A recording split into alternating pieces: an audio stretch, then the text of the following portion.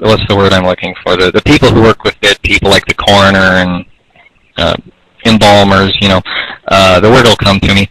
They actually have to use a third less embalming fluid on their corpses now, because people are a third embalmed by the time they die. And of course it's bringing them to an early death. I mean, my gosh, we're preserving ourselves like, Nan actually put a comment in the chat room, we're pickling ourselves.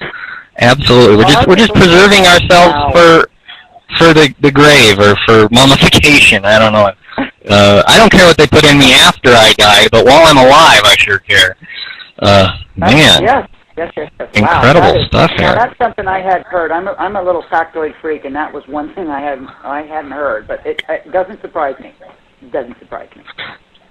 Absolutely.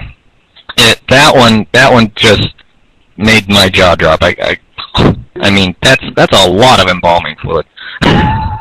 That is incredible. Well, I know everyone is probably thinking, okay, so what do I do about this? And how do I get off of these things? And I have a little exercise that I'd like to do with our listeners now. And Nancy, would you like to volunteer to be my guinea pig? I'll be the guinea pig. All right. Of course, I wasn't really expecting you to say no on air, but I promise it doesn't hurt. Okay, and this is, I don't know, you might have actually gotten to the point where you don't need this exercise, I don't know, but we can do a demonstration for our listeners, and feel free to follow along with us.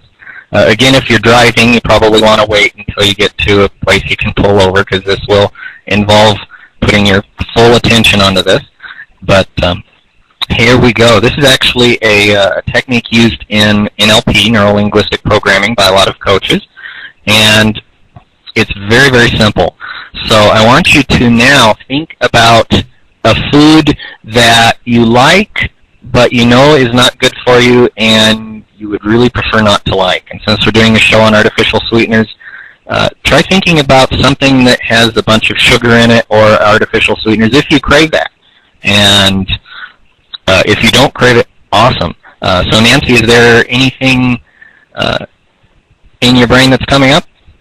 Or are you kind of like me and you're on so much healthy food that you just don't crave the stuff anymore? I pretty much eliminated the stuff that doesn't agree with me, other than an occasional dish of Julie's ice cream, and even that makes me kind of sick. So I really don't eat what makes me sick. So I guess I'm not a very good guinea pig, am I? All right. Well, that's awesome. Good for you. But we'll just do a little demonstration. So since you're not really craving anything that's that bad, just pick a food that you like. Okay. Just something that you really enjoy, maybe a comfort food. I will pick. I eat the granola that I really like, so granola, boxed granola. Granola. All right. And then pick a food. And again, I don't know how if you have anything like this in your head that you have, but pick a food for the other side of the coin that is good, that you would like to enjoy more, that you just kind of maybe have a hard time getting down, but you know really that you should eat more of it. Do you have anything like that?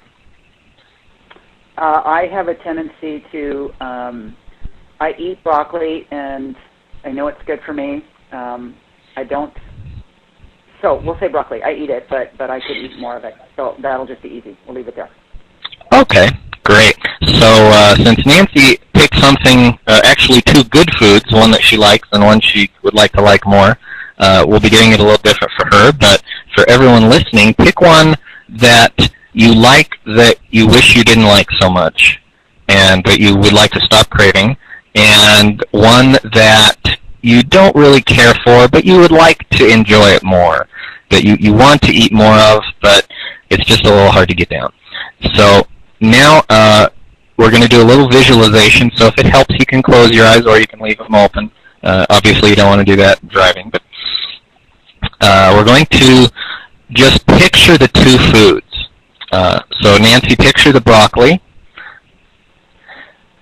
and then picture the granola, just in your mind's eye, and tell me, what does the picture of the broccoli look like?